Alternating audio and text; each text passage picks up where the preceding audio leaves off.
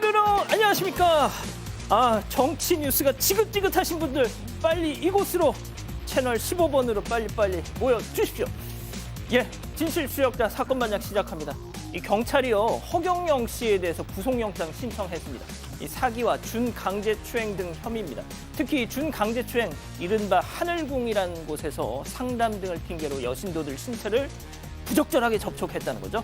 자, 허 씨 측은 영적 에너지를 주려고 했다 이렇게 반박을 하고 있는데요. 자, 검찰도 영장 청구를 고심 중이라고 하는데 허경영 씨 마침 이번 조기 대선 후보 등록을 안 했더라고요. 자, 오늘 출연자 소개 올리죠.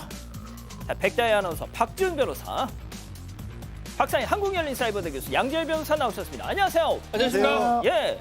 사반 가족입니다. 이 진주 고려병원에 입원 중이에요. 많이 아픕니다. 쾌유 좀 빌어주십시오 하신 강명옥님 꼭 쾌유하시고요. 자, 천안 가는 고속버스입니다. 어디서 냄새가 난다 했는데 뜨악! 제발 양말 좀 신어 하신 박인영님. 자, 이 독일 국적기 타고 인천공항 오는데 한국분이 계속 저렇게 맨발을 올려놓더라고요. 옆에 독일인 승무원이 있었는데 얼마나 창피했는지 종내려인간 하신 김태현님. 자, 한탄강 유원지 노지 캠핑장입니다. 오수를 세상에 캠핑장 복판에 저렇게 무단 배출을 합니다. 이거 불법이에요 하신 김진희님. 자, 곧 결혼합니다. 신혼집으로 옮기느라 신랑이 전셋집을 뺐어요. 집주인께서 덕담과 함께 축의금 30만 원을 주셨네요. 너무 감동입니다 하신 이가주 이태경 예비 부부님. 자, 제주의 김경민님 모두 사랑합니다. 재미는 물론 의리로 함께할 아세사반 뉴스 750 대한민국과 전 세계 동포 가족 여러분의 시선을 모아서 출발합니다.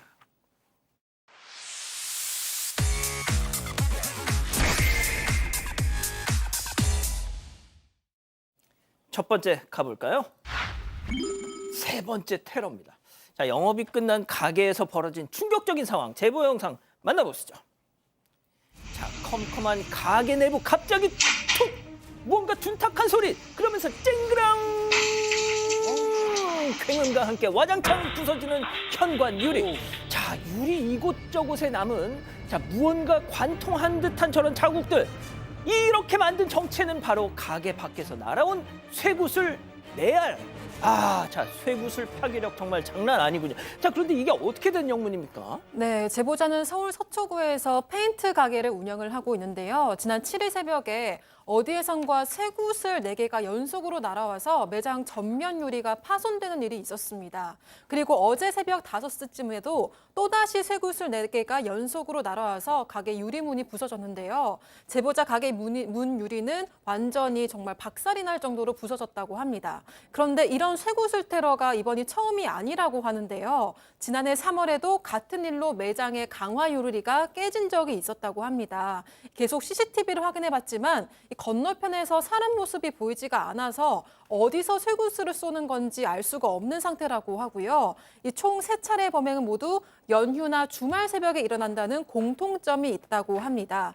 이 제보자는 처음엔 유리가 오래돼서 깨질 수도 있겠다 이런 생각을 했는데 이 구슬 자국을 발견한 이후로는 무섭다는 생각이 든다. 원한을 살 일도 없이 성실하게 일하면서 살아왔는데 왜 이런 일을 겪는 건지 힘들다 이런 심경을 전해왔습니다. 자, 1년 사이에 무려 3번씩이나 저거 사람이 맞으면 어떻게 되는 걸까요? 네, 큰일 날 수 있죠. 그래서 이번에도 경찰에 신고하고 작년에도 신고했는데 별다른 얘기가 없습니다. 검거를 못하고 있다고 봐야 될 것 같고 이번에도 그렇게 될까 봐 답답한 상황인데 문제가 좀 있어요. 어떤? 이 가게 아버지의 대를 이어서 28년 동안 가게를 운영하고 있고요.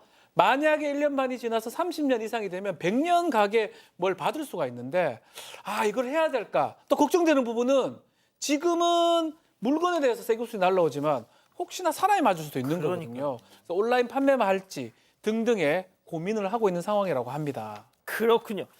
좋습니다. 다음 이어가죠. 온 가족 사과문에 시끌입니다. 자, 한 아파트 입주민이 엘리베이터 게시판에 붙인 글이 지금 화제인데요.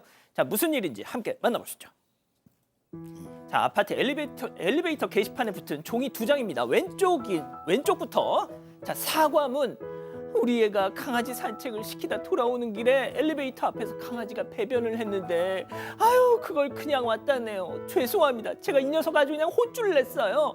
그리고 저희 집 개가 짖거나 위협하면 발로 차셔도 됩니다. 라는 저렇게 부모의 사과문이 떡. 자, 그 옆으로 가볼까요? 옆으로 가볼게요. 자, 아주 삐뚤빼뚤한 글씨로 죄송합니다. 많이 혼났어요. 앞으로는 즉시 치우겠습니다. 자, 라는 아이의 자필 반성문이.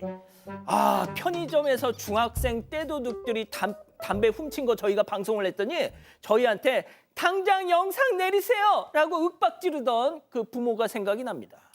네, 온라인 커뮤니티에 올라온 어느 아파트 게시판 내의 사진인데요. 저렇게 사과문 2개가 붙어 있어요. 하나는 부모님의 글, 하나는 삐뚤빼뚤로 사과문을 쓴 아이의 글인데 이 강아지 배변을 치우지 않았다라는 얘기를 이 부모님께서 아파트 관리사무소를 통해서 들었다고 해요. 그래서 아이에게 명확하게 교육을 했고 직접 사과문을 작성하도록 지시했다라는 얘기를 지금 써놓고 계십니다. 그리고 아이도 자신의 잘못을 설명한 뒤에 부끄럽고 반성했다, 죄송하다라고 이제 자필 사과문을 작성을 했어요. 부모님께서 굉장히 좀 똑바로 정말로 아이를 훈육한 것 같고 아이가 본인의 잘못을 이렇게 깨닫고 공식적으로 사과하고 그다음에 이제 어떻게 하면은 견주로서 잘 행동할 수 있는지 잘 배웠을 것 같습니다.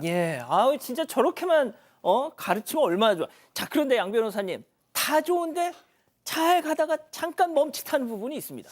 그게 아까 잠깐 나갔지만 사과문에 저희 집 강아지가 혹시 사람을 향해서 위협하거나 뭐 짖거나 하면 발로 차도 좋습니다라고 써놓으신 거예요. 아니 저도 진짜 박 소장 말 맞더나 요즘 정말 어찌 보면 아이가 저렇게 행동하는 게 부모가 제대로 못 가르쳐서 그런 거구나 하는 생각이 들 정도로 부모 노릇을 제대로 못 하시는 것처럼 보이는 부부들이 꽤 있는데 참 잘했거든요. 근데 왜 강아지를 발로 차라는 얘기를 하는 바람에 이거 묻자고 이런 얘기를 쓴 걸까? 아니면 혹시 저희 집에서 그 집에서는 강아지 훈육시키다가 이 말 안 들으면 발로 차는 걸까? 아무리 저 교육적인 목적이라고 할지라도 또 살아있는 생명에 대해서 폭력을 행사하라고 하는 건 잘못된 부분이거든요. 다시 한번 말씀드리면 혹시 그냥 좀 과하게 농담을 심하게 하신 걸로 좀 받아들이고 싶습니다. 그런 것 같습니다. 아무튼 정말 잘 자식 교육 잘하고 계신다는 거. 자, 다음 이어가죠.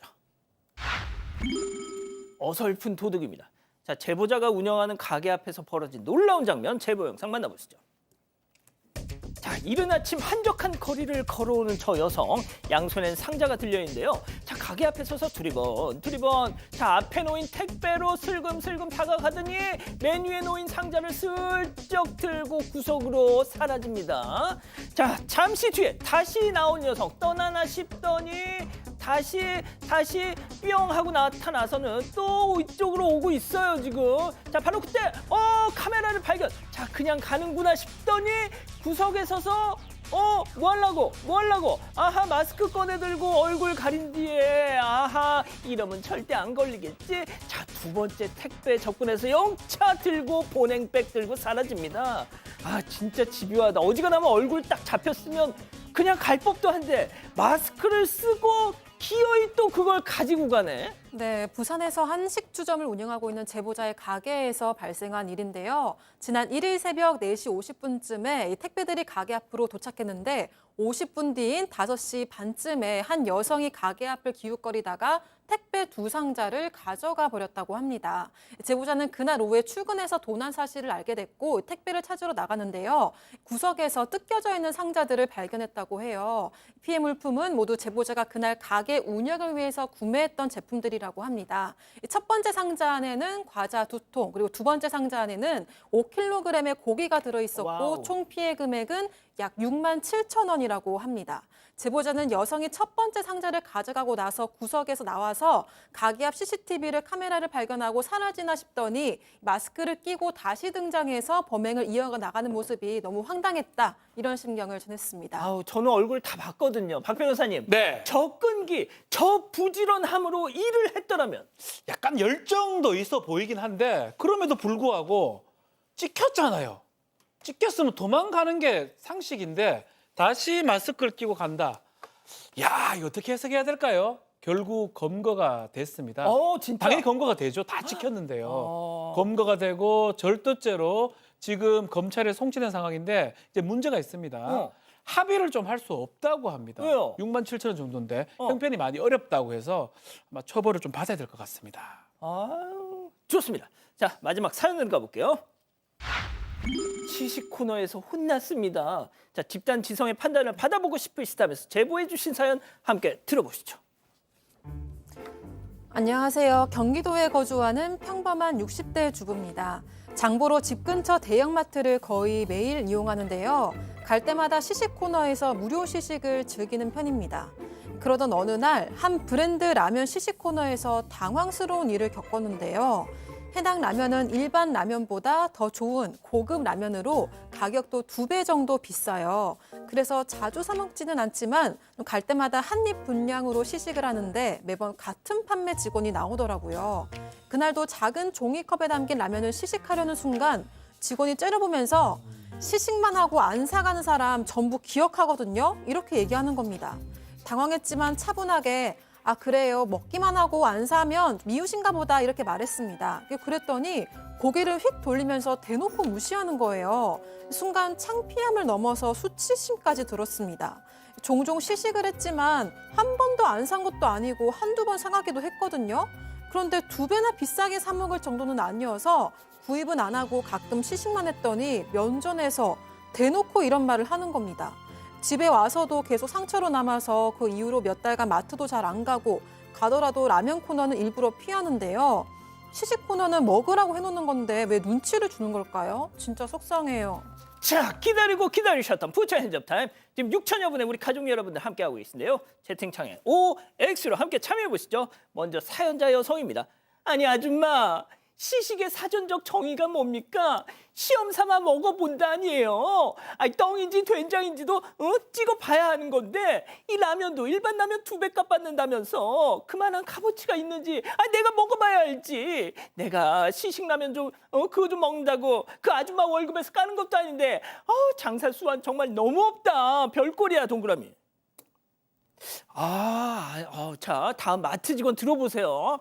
어머머머 별꼴 이봐요 아줌마 누가 할 소리를 그쪽이 하고 앉았어. 내가 오죽하면 아줌마 얼굴을 다 기억하겠냐고. 아니 살 것도 아니면서 시식은 왜 하는데 내 돈 까는 건 아니어도 그쪽 입에 조동아리에 들어가는 건 퍽이나 아깝수다. 어이구 아주 그냥 비싼 거 날아가지고. 자 양 변호사님. 아니 이 얘기는 우리 박상희 소장이 1시간 강의를 할 수 있을 것 같아요. 너무나 유명한 심리학이나 마케팅의 소재로 쓰이는 거거든요. 시식 코너 운영이 왜 하는지 그냥 줄여서 말씀을 드리자면 더 자세한 설명 박 소장이 하겠지만 저렇게 해서 그냥 그 사람으로 하여금 뭔가 이 마트에 신세를 지게 만드는 마음을 주는 겁니다. 꼭 저 라면을 팔려고 두는 게 아니에요. 그래서 저 지금 시식 코너에 근무하시는 분은 마트 측에서 저기 꼭 그거 라면 팔아야 되는 거 아니니까 그냥 많이 주세요라고 교육을 좀 해야 합니다. 그렇군요. 자 좀 강의 좀 해주시죠. 네. 뭐 그닥 부연할 게 생각이 나지 않습니다. 네. 그런데 어쨌든 이렇게 10명의 충성 고객을 만들려는 노력이 이렇게 안티 한 명이 생기면 정말 그 회사 차원에서도 손해가 막심하잖아요. 그러니까 이런 판매자는 회사에서도 별로 좋아하지 않을 것 같아요. 물론 저도 가서 시식을 할 때는 2번 하면은 좀 눈치 보여서 두 번 먹고 싶을 정도로 맛있는 게 있는데 사기는 좀 애매하면 고민하다가 정말 먹고 싶으면 한 번 더 먹고 아니면 그냥 참거든요. 그러니까 그런 눈치를 좀 뭐 주시는 분들은 좀 왕왕 있기는 한데 그래도 정말 고객이 가서 그 음식에 관심을 가져주는 것만도 긍정적으로 보셔야 되는 게 아닌가라는 생각이 듭니다. 자, 박 변호사님 네. 이 경험 많으실 것 같아요. 네, 저는 시식을 너무 좋아합니다. 사실은 시식을 이제 할 때 근데 박 변호사님 다 네. 알아보실 테니까 꼭 사셔야 될 거 아니야. 뭐 맛있으면 사고요. 맛없으면 아닌 것 같아 또 먹어볼까 이래서 살 수 있는 거죠. 그냥 갔어요. 그래서 간 적도 있고 산 적도 있고 이렇게 봐야 되는데 어쩐지 계속 뭐 악플 하나 달리더라. 악플이 달리군요. 어. 이게 지금 좀 전에도 얘기를 했지만 판촉 수단이거든요. 사실은 판매원은 이런 거 얘기할 필요가 없어요. 당신 라면입니까? 회사 라면이지요. 다만 이렇게 하면 되죠. 아주 적게 소분해가 주면 돼요. 많이 주지 말고 적게 하면 그거 먹고 한 바퀴 돌아 또 먹고 뭐 어쩔 수 없어요. 이거 맛있습니까? 하고 그 판매 활동에 판촉에 유리하면 되지. 이거를 이 사람이 왜 그 난리를 칩니까? 뭐 몇 개를 먹든 뭔 상관이 있습니까? 당신 거예요? 회사 거예요. 근데 그 같은 심정을 가진 이 뭐 이렇게 시식 코너 하시는 분들 많으실 것 같은데 지금. 계속 먹어도 돼요. 먹으라고. 얼마나 맛있게 이렇게 먹습니까? 이렇게 되는 거거든요. 계속 먹으세요. 정말 맛있죠 우리 라면 이렇게 되는 거거든요. 그렇군요. 자, 제가 이상합니까? 네. 예? 아니 그게 아니라 사연자가 아니, 그 시식 코너에는 다 먹은 것도 아닌데 좀 심하다고 생각을 했고요. 댓글도 보겠습니다. 러브 멜로디님 시식하고 대부분 안 사지 않나요? 라고 하셨고요. 짜리몽땅님은 저건 좀 안 먹어본 사람 한 번 먹어보고 사가라고 시식 코너가 있는 거죠? 라고 하셨습니다. 김샤이님은 시식 몇 번이나 했는지 궁금하네요. 라고 하셨습니다. 예, 자 사반 제보 메일 카톡 제보 채널에선 많은 사연 제보 기다리고 있습니다. 첫 번째 사건 이어갑니다.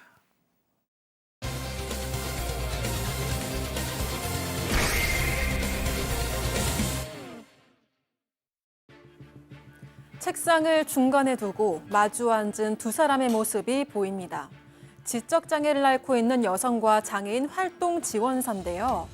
여성에게 밥을 강제로 먹이고 손바닥으로 머리를 때리기도 합니다. 구역질을 하는데도 폭행은 계속되는데요.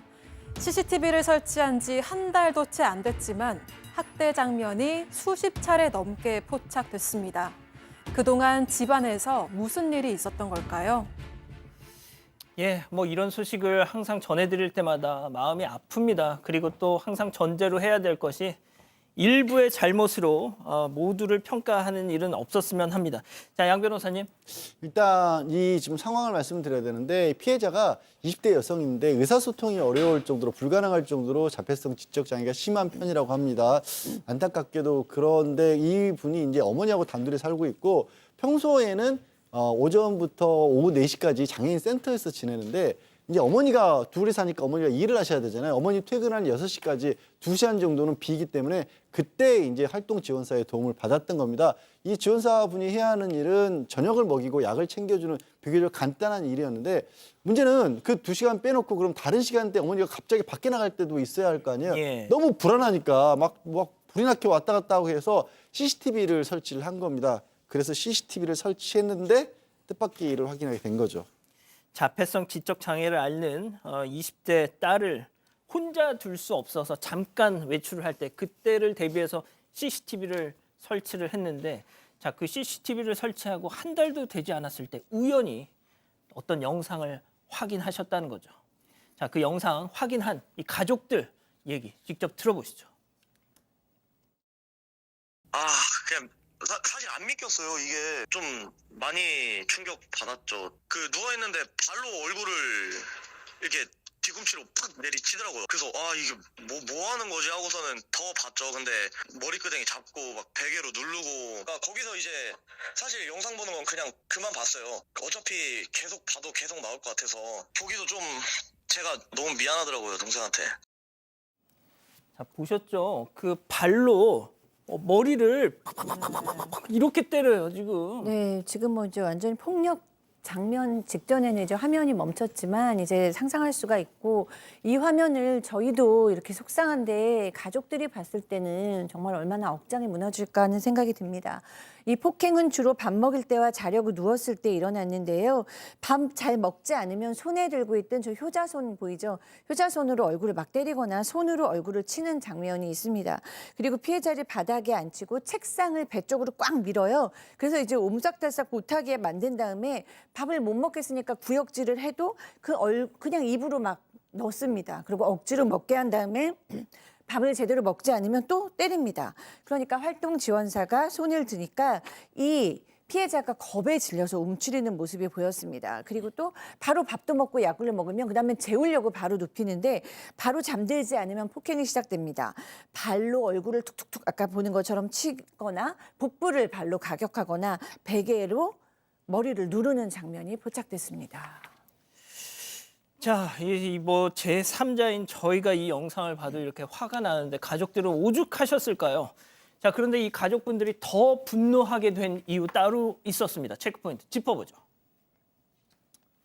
자, 친한 이모, 활동 지원사와 이 피해자의 어머니가 오래전부터 아주 친한 사이였다는 겁니다. 자, 피해자 가족 얘기 이어서 들어보시죠. 그분 그 자식들도 장애인 센터에 다녀가지고 이제 학부모로 만난 거예요. 같이 만나고 이렇게 뭐 좀 친해지고 하다가 이제 그분이 활동보호사를 하고 계셨나 봐요. 본인이 맡아주겠다고 저도 많이 뵈서 같이 밥 먹고 얘기 많이 하고 저희 집에도 많이 놀러 오시고 그러셨던 분이거든요. 자기가 잘 맡아주겠다고 걱정하지 말라고. 그래서 아예 뭐 솔직히 의심 자체를 안 했죠. 그 제일 잘 공감할 수 있다라고 생각한 사람이 그러는 거 보니까 사실 CCTV 없을 때는 진짜 어떻게 했을까라는 생각이 너무 많이 들어요. 우리 애도 장애가 있어요. 그래서 제가 그 심정 잘 압니다. 믿고 맡겨주세요. 해서 믿고 맡기셨더니 저렇게 됐습니다. 실제로 이 활동 지원사하고 지금 어머니하고 이렇게 오랫동안 좀 알았던데 이유는 뭐냐면 같은 장애를 비슷한 장애를 가진 아이를 있기 때문에 좀 알았다고 합니다. 10년 전부터 알았고요. 4년 전에 이 활동 지원사가 내가 아이 한 맡아주겠다라고 해서 어머니 퇴근하기 전까지 한 2시간 정도 아이를 돌봤던 거, 피해자 돌봤던 것 같습니다. 자, 활동 지원사는 뭐 사회복지사 자격증도 있는데 이렇게 잘 알던 사이긴 한데 이렇게 영상상으로 놀랐습니다. 더 놀라운 거는 밥 먹고 잠자는 영상을 찍어서 보내주면서 그때 어떻게 생각하냐, 어머니 입장에서는 아, 우리 딸 잘 지내고 있구나, 이렇게 잘 자고 있구나 이렇게 생각했다고 하는데 저거 봐요. 저거. 실제로 확인해 보면요, 이렇게 영상을 보낸 이후에 나중에는 곧바로 피해자를 폭행하거나 때리는 경우까지 이렇게 보였던 것 같습니다. 자, 의심이라는 말은 생각도 안 할 정도로 가까운 사이였고 그래서 더 믿었던 사람한테 이런 뒤통수를 맞으신 겁니다. 자, 어머니는 영상을 확인한 뒤에 이 활동 지원사한테 너 도대체 왜 그랬어? 무슨 억한 심정으로? 네, 물었습니다. 바로 이제 어머니가 영상을 보고 깜짝 놀라서 이 활동 지원사에게 연락을 해서 너 우리 딸 왜 때렸냐 이렇게 물어봤대요. 그런데 활동 지원사는 내가 언제 그랬냐 이렇게 좀 당당하게 나왔다고 합니다. 때리는 영상을 다 봤다 이런 말을 듣고 나서야 잘못을 인정을 했는데 그 후 피해자의 집으로 찾아와서는 내가 우리 아이를 데리고 죽어야 분이 풀리겠냐 이런 이야기를 했다고 합니다. 이 피해자 어머니는 미안하다, 잘못했다, 용서해달라는 말을 들었지만 딸이 활동 지원사에게 너무 많이 맞아서 좀 차마 대답을 할 수 없었다고 합니다. 또 게다가 활동 지원사는 이 거실에 CCTV가 설치돼 있다는 사실을 알면서도 딸을 폭행한 거라고 전했습니다. 아니, 카메라가 있는 걸 알면서도 저렇게 했다. 이야, 교수님 보세요. 내가 우리 애 데리고 죽어야 분이 풀리겠소?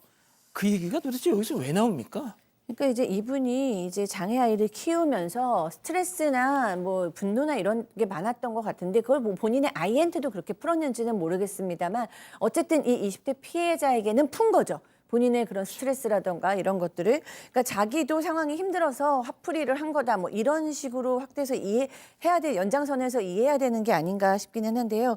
한 매체에서 도대체 피해자를 왜 때렸냐라고 물어봤어요. 그랬더니 잘못을 인정하면서도 일부 행위는 장난이었다라고 얘기를 했습니다. 피해자의 가족은 이 장난이었다는 말에서 더 분노를 하게 될 수밖에 없었어요. 저희 제작진도 이 활동 지원사에게 연락을 해봤지만 연락이 되지는 않았습니다. 그러나 활동 지원사가 소속된 지역 자활센터 관계자와 통화가 됐는데요. 그 관계자 얘기로는 이분이 2013년부터 여기 소속으로 근무했는데 그동안 문제된 적은 없었다라고 얘기를 하고요. 폭행 사실 인지해서 바로 업무에서 배제시켰고 관할 시청에서도 자격정지 1년 처분이 내려졌다고 얘기했고요. 앞으로도 경찰 조사에서 처벌을 받게 되면 추가 조치가 있을 것이다라고는 밝혔습니다. 자, 이거 영상 좀 다시 한 번만 좀 보여주실래요? 자, 함께 한번 좀 판단해 보시죠. 저게 이제 장난이었다. 양 변호사님. 글쎄요, 저걸 어떻게 장난으로 볼 수 있을까요? 저는 이 장면이 너무 충격적이에요. 저 이렇게 해서 밥을 어떻게 먹습니까, 이거? 그리고 밑에서 폭행을 하고 있으면서도 저걸 또 영상으로 찍어서 잘 먹고 있다는 모습을 보여줬다라는 게, 그리고 머리를 저렇게 가격을 하게 되면 강도를 떠나서 피해자 입장에서는 저게 두렵고, 무엇보다 아까 피해자 반응 얘기 들으셨잖아요. 손만 들면 겁먹는다는 얘기는 그게 장난일 수가 없지 않습니까? 자기 의사 표현도 못하는 그런 지금 20대 장애를 가지고 있는 사람인데, 일단 가족들은 이 사실을 알고 폭행으로 고발을 했고, 고발 이후 한 달 정도 지나서 오늘 이제 경찰 조사가 있었다라고 합니다. 경찰 관계자에게 들은 바로는 이 폭행뿐만이 아니라 당연하죠. 장애인복지법 위반이 해당할 수 있기 때문에 가중처벌 가능하다라는 얘기를 들었다고 하고 가족들은 처벌은 처벌이고 일단 저 사람이 같은 일을 좀 안 했으면 못하게 했으면 좋겠다. 이걸 꼭 바람으로 전하셨습니다. 조금만 더 말씀드리면 저항 한번 못 해보고 맞기만 하는 딸의 모습을 보니까 너무 마음이 아팠고 특히나 어떤 일을 자기가 당한 건지도 모르고 평소랑 다름없이 지금 생활하는 딸의 모습을 보니까 더더욱 가슴이 아프다고 하시더라고요. 첫 번째 이렇게 정리하고요. 두 번째 이어갑니다.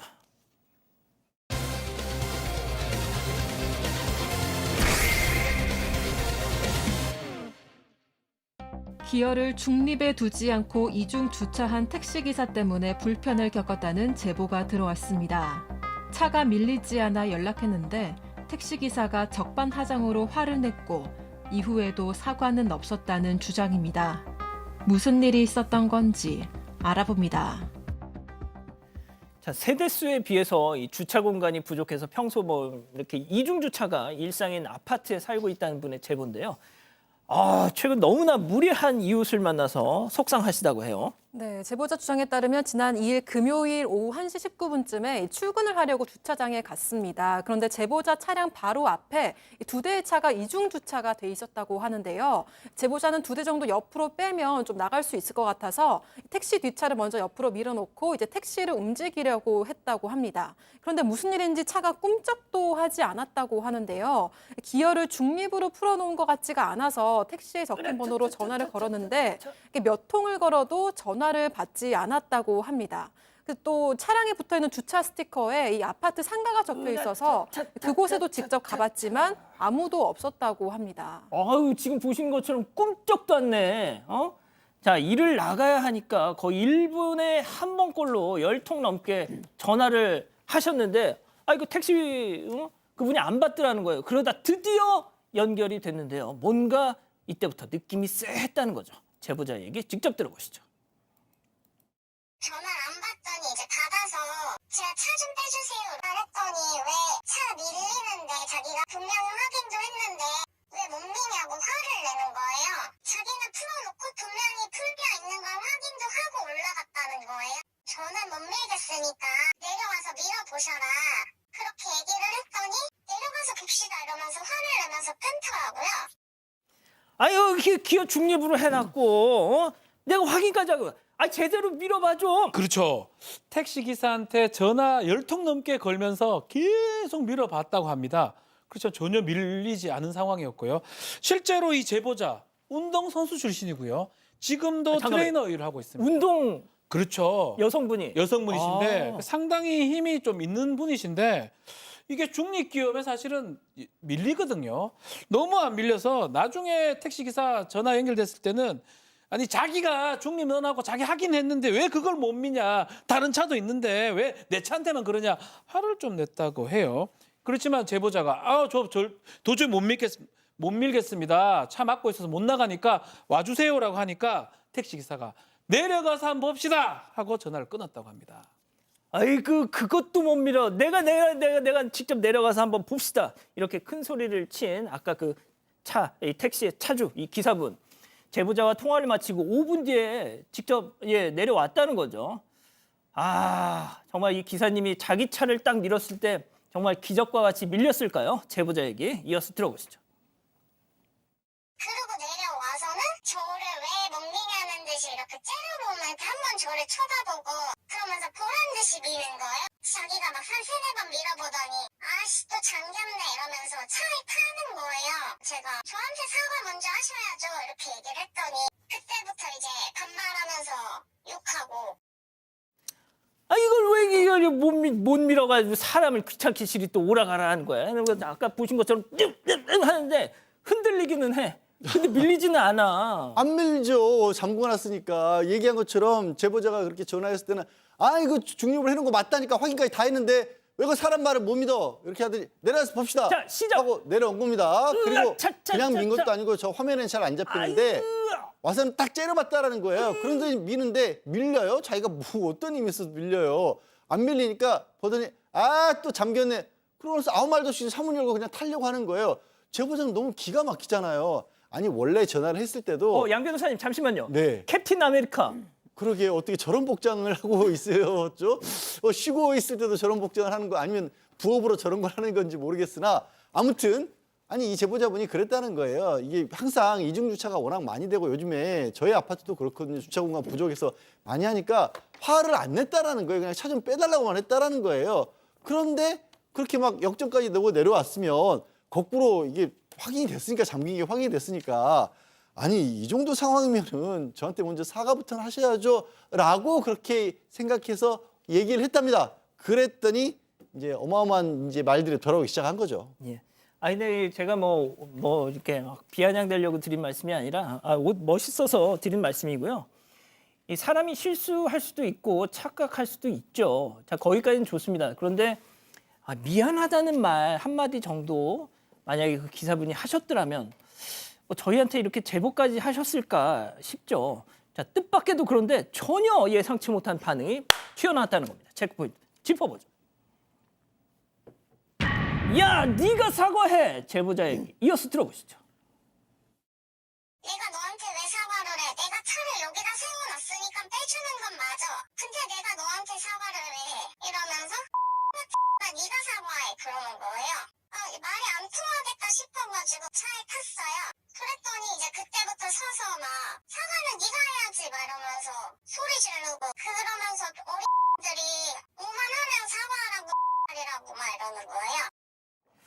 자, 일단 지금 뭐 말씀하신 거는 이게 블랙박스에 녹음은 돼 있는 게 아닙니다. 그래서 이제 제보자분의 주장이긴 합니다만 아무튼 뭐 네. 이런 폭언을 들었다는 말씀이세요. 네, 그렇습니다. 그런데 이제 제보자께서 계속 이제 일관적으로 주장을 하시는 것이 욕설을 했고 사과를 내가 왜 하냐, 뭐 차를 빼주는 거는 맞지만 사과를 왜 하냐라고 얘기를 하면서 뭐 욕도 했어요, 반말도 하고 이러면서 뭐 도리어 네가 사과를 해야지라고 얘기를 했다라는 거예요. 그리고 또 주머니에다 손을 넣고 요즘은 이제 어린 X들이 뭐만 하면 사과한다고 XX 한다 뭐 이렇게 정말로 처음 들어보는 욕을 들으셨다는 거예요. 사실 우리도 너무 급하게 어디 가야 되는데 앞차가 막아놓고 있으면 정말 애가 타잖아요. 예. 그런데 이 사람이 지금 뭐 전화도 안 받았고 간신히 받았으면 와서 아이고 죄송하네요 이러고 빼주셔야 되는 게 사실 상식이기는 한데 내가 왜 사과를 하냐라고 얘기하니까 당연히 화가 나실 수밖에 없고요. 그다음에 이제 옷도 캡틴 아메리카의 그 큰 별 옷을 입고 있었는데 보통은 멋있을 수 있지만 이분이 그때는 되게 무서웠다는 거예요. 그 느낌이 평범하지가 않으니까. 그래서 이런 욕설도 그렇고 평범치 않은 그 모습에 무섭고 당황했다라고 얘기를 합니다. 자, 박 변호사님. 예. 그러니까 저는 이제 오늘 이 내용을 좀 보면서도 안타까운 게 저 기사분이 내가 깜빡했습니다. 미안합니다. 했으면 여기 지금 이 시간에 이거 하고 있겠습니까? 이거 끝날 일이죠. 어. 저런데 사실은 이중차 많지 않습니까? 서울 시내에. 뭐 어디든 사실 이중차 돼 있으면 통상은 중립을 해놓고 밀 수 있도록 하는데 본인이 실수해서 죄송해요 하고 끝날 일인데 지금 보면요. 어떻게 되냐면 택시 기사가 이 사람이 아마 좀 어리고 또 여성이기 때문에 뭔가 반말조로 하는 게 아닌가 이런 생각 들어요. 내려가서 봅시다 뭐냐면 내려가서 아니면 한번 보자. 협박조로 좀 들리거든요. 그런 것들도 문제고 나중에 와가지고 한번 사과라든가 잠깐 얘기를 하면 되는데 째려보고 오히려 사과하라 그러고 욕설을 하기 때문에 우기는 이런 태도 그게 제보자한테는 상당히 가장 화가 나게 만들었다고 합니다. 양 변호사님은 좀 어떻게 보셨어요? 그래서 이제 제보자분도 너무 이제 황당하고 어이가 없어서 저희한테 말씀을 주신 거고 사실 저런 정도 상황이라고 한다면 다른 사람들이 있으면 저건 모욕죄가 충분히 될 수 있는 상황입니다. 욕설까지 했기 때문에. 그런데 두 사람만 있었기 때문에 그렇게 뭐 법적으로 불법이 안 됐을 것뿐이고요. 게다가 같은 공간, 같은 아파트에 사는 주민이잖아요. 예. 상황이 어떤지 뻔히 알고 있었는데 도대체 어떤 일을 겪었는지 모르겠지만 갑작스럽게 뜬금없이 아까 얘기한 것처럼 요즘 젊은 사람들은 뭐 뜬금없이 무슨 일만 있으면 사과부터 하라 그런다. 그래서 젊은 사람들한테 무슨 일을 어떻게 겪으셨는지 참 모르겠어요. 갑작스러운 얘기지만 뭐 이웃 주민 간의 어떤 이런 걸 떠나서 저 지금 제보자분도 거기서 더 충돌하지 않은 게 참 다행이십니다. 예. 저기서 뭔가 또 막 받고 뭐 이랬으면 더 큰일 번질 수도 있었을 텐데요.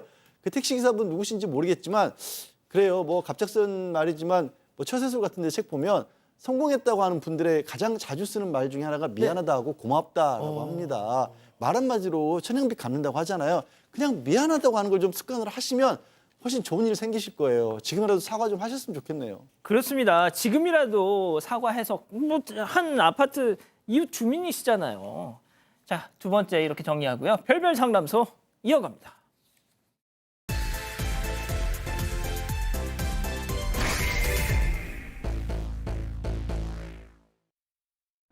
한 남성이 두 자녀와 함께 길을 걷다가 우연히 지인을 마주쳤습니다. 그런데 아이들을 바라보는 지인의 눈빛이 어딘가 석연치 않은데요. 그리고 그날 밤 지인에게서 걸려온 한 통의 전화에 남성은 그대로 폭발하고 맙니다. 최근 감당하기 힘든 고민이 생겼다는 남성. 대체 무슨 일이 있었던 걸까요? 자, 가족 여러분, 오늘 이 사연 좀 집중해 주십시오. 마지막에 이 제보자께서 우리 가족 여러분들께 그리고 저희 패널들한테 묻는 질문이 있습니다. 저도 그 질문에 대한 답을 좀 찾아보려고 했는데 이게 진짜 판단이 어렵더라고요. 그만큼 절박한 사연입니다. 자, 모든 일의 시작은 18년 전 한 여성과의 만남이었습니다. 네, 그렇습니다. 제보자분은 40대 남성이고요. 말씀하신 것처럼 18년 전에 이 한 식당에서 일을 하고 있는 아내분을 처음 봤다라고 합니다. 그런데 이제 외국인 여성이었고 이 낯선 땅에서 굉장히 성실하게 일하는 모습에 반해서 관계가 가까워졌고 한 1년 만에 결혼도 했다라고 합니다. 그리고 얼마 지나지 않아서 이제 첫째 아들을 낳았고요. 다만 이제 여성분이 나 돈 벌고 싶다라고 그래서 둘째를 갖는 건 좀 미뤄놓은 상태에서 일을 다시 시작을 했대요. 근데 이 아내분이 언젠가부터는 같은 국적의 다른 남자들하고 좀 많이 친하게 지내고 술도 마시고 심지어 외박까지 하는 일까지 있었다라고 합니다. 어쨌든 이 제보자분은 그걸 뭐 견뎌냈었는데 둘째 딸을 어느 날 갑자기 임신을 했대요. 그래서 뭐 임신하고 딸을 건강하게 낳았고 해서 제보자는 이제 아이가 둘이나 있고 내 가족 그냥 행복하게 살면 되겠다 이 생각만 하셨다고 합니다. 자, 결혼 후에 그렇게 착하고 성실했던 아내가 점점 좀 변해갔다. 자, 네. 특히 이 두 자녀를 대놓고 막 차별을 했다. 네, 맞습니다. 어느 순간부터 아내가 좀 뭘 사달라는 요구를 많이 했다고 합니다. 어느 날은 백화점에서 가방을 사달라고 해서 제보자가 거절을 했는데 갑자기 유치원생이 첫째 아들에게 좀 분풀이를 했대요. 심지어는 네 아빠 닮아서 못생기고 냄새 난다 이런 막말을 하면서 이 첫째 아들에게 좀 화풀이를 했다고 합니다. 친아들한테 못생기고 냄새가 난다고요? 네, 이게 보다 못한 제보자가 대체 왜 그러냐 이렇게 따졌더니 아내는 다시 가방을 사달라고 좀 얘기를 했고 결국 원하는 걸 얻어냈다고 해요. 그런데 이런 일이 한두 번이 아니었다고 하고요. 제보자가 자신의 요구를 들어주면 착한 엄마가 되고 아니면은 좀 화를 내는데 유독 이 첫째 아들에게만 분풀이를 했다고 합니다. 그래서 제보자가 한 소리를 하면 아내는 좀 평소에는 한국말을 잘 하다가도 좀 못 알아듣는 척 딴청을 피웠다고 합니다. 자, 그러다가 몇 년 전 아내가 또다시 말도 안 되는 억지를 부리기 시작했다. 네, 뜬금없이 아내가 친구들과 고향을 좀 다녀와야겠다라고 얘기를 했어요. 그래서 이 남편이 그러지 말고 우리 2달 후에 아이들 다 데려오고 가족이 같이 가자라고 얘기를 했는데 뭐 이런저런 이유를 대고 내가 고향에 가야 된다 막 그러더니 갑자기 어느 날에는 친정엄마가 너무 위독해서 내가 가야 되는 거다라고 얘기를 했습니다. 친정엄마가 위독하다는데 안 보내줄 수가 없잖아요. 예. 그래서 가라라고 얘기를 했더니 이제 일주일 후에 돌아오겠다라고 얘기를 했으나 일주일이 지나고 2주일이 지나고 한 달이 지나고 2달이 지나서야 돌아왔습니다. 그런데 2달이 지나와서 이제 집에 있었는데 며칠 후에 갑자기 집안에서 하혈을 하면서 쓰러졌어요. 어이구야. 너무 놀라서 119를 불러서 바로 병원 응급실로 달려갔다고 합니다. 자, 응급실에서 긴급 처치를 받은 직후 이 제보자 남성은 담당 의사한테 충격적인 얘기를 듣습니다. 실제 제보자 남편의 얘기 들어보시죠. 보니까 바로 하얀하고 있는 거야. 그러면 막 나도 이제 그렇게 필요소되니까 놀래가지고 나도 그럼 막 119 부르고 이래가지고 병원을 갔었어요. 갔더니만 낙태를 잘못해가지고 뒤에 이제 낙태 수술한다면 깨끗하게 정리하고 마무리 지어야 되는데 지저분하게 해놓으면 이런 식으로 이제 한 방에 이제 터진다 이러더라고요.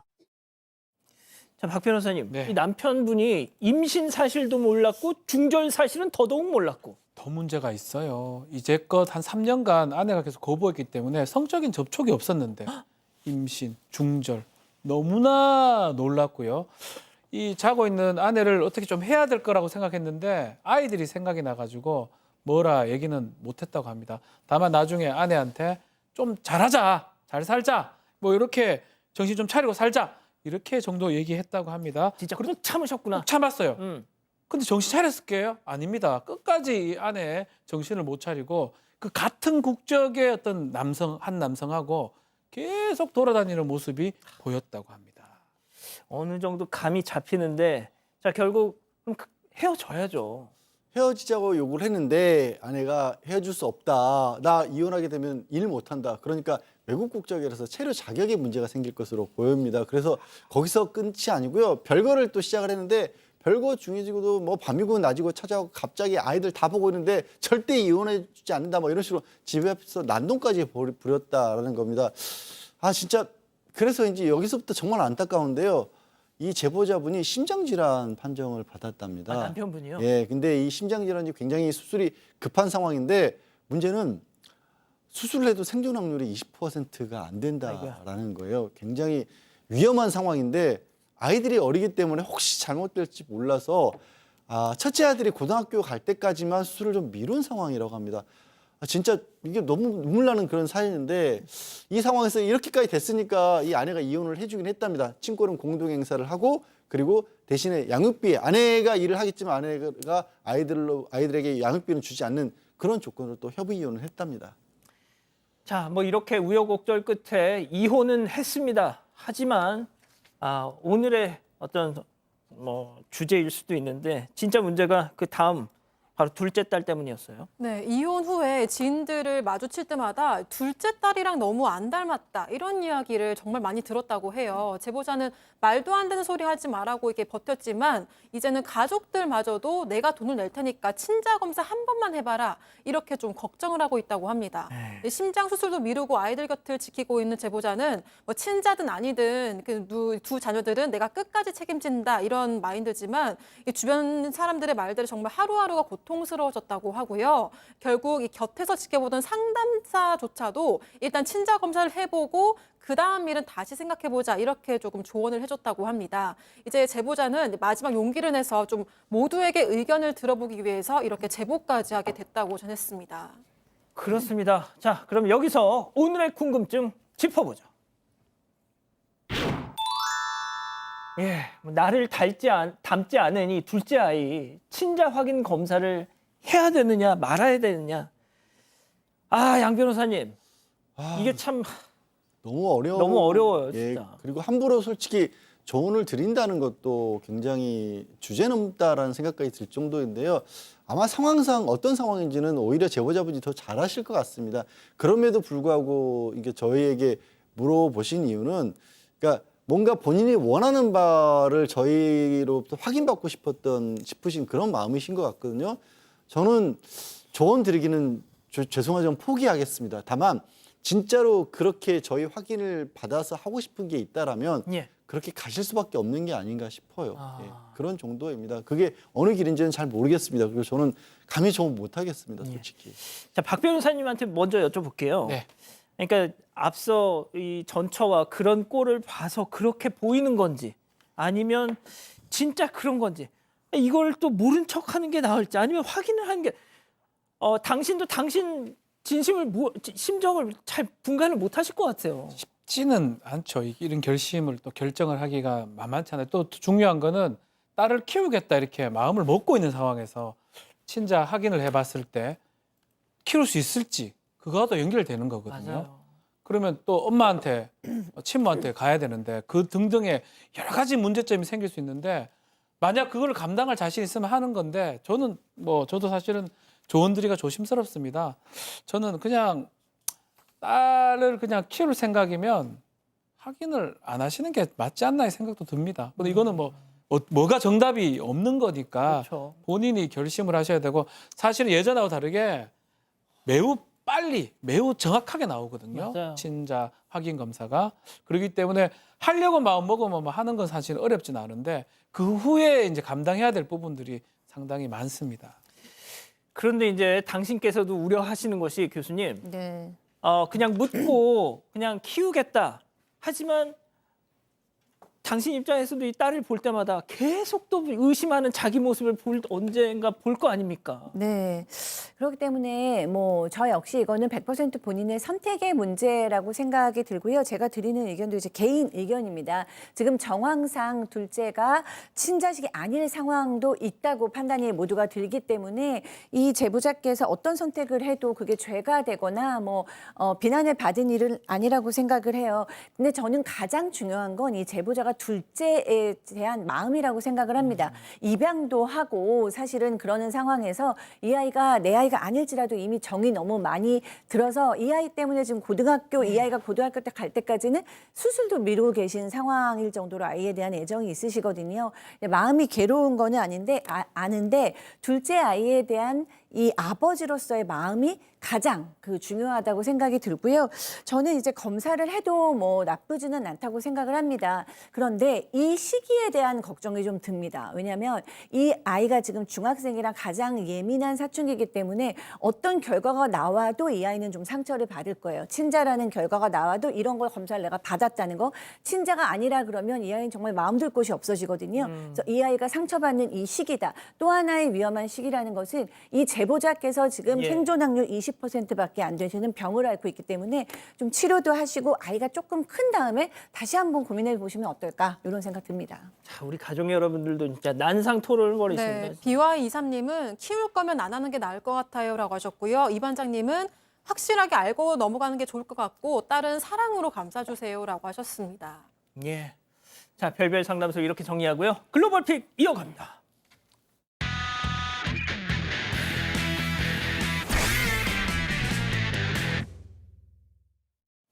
안전장비를 착용한 직원의 앞으로 차량이 이렇게 후진을 하고 있는데요. 이 옆에 있던 커다란 벽이 갑자기 와르르 무너지면서 이 직원과 차를 덮칩니다. 뭐야 이거? 네, 커다란 처리장 안에 가득 차 있던 오수가 밖으로 터져나온 건데요. 네, 맞은편 건물까지 덮칠 정도로 그 양이 어마어마합니다.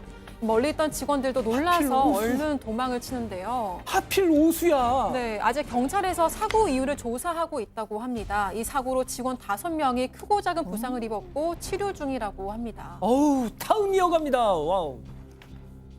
모두가 잠든 새벽에 웬 수상한 사람들이 후다닥 남의 집 앞으로 달려옵니다.